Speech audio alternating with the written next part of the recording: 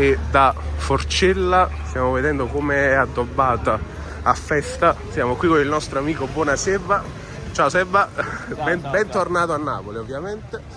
Dopo un bel po' di tempo non facciamoci ammazzare qui dai taxi, ma dicevo come appunto la situazione qui sia piena di bandiere e striscioni. Seba, cosa ne pensi tu di tutti questi striscioni, il fatto che già si stia festeggiando lo scudetto senza averlo vinto? Che si dice in Corea di questo?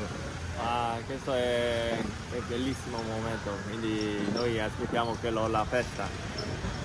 Quindi adesso che è 98%, ma è quasi il scudetto, quindi la festa. Dobbiamo preparare la festa. Quindi dici tu, va bene, no scaramanzia, no... Per me no. Per te no? Per me no. La 100% la festa.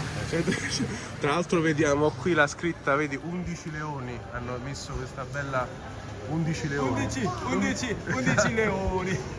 Esatto, come dice Sebo, quindi diciamo che sei pro alla festeggiamento, è pro ai festeggiamenti, sei positivo per i festeggiamenti? Certo. Speriamo bene, e magari anche mercoledì poi con l'Eintracht già festeggiamo il passaggio ai quarti di finale, speriamo bene, no? Sì. Grazie Seba.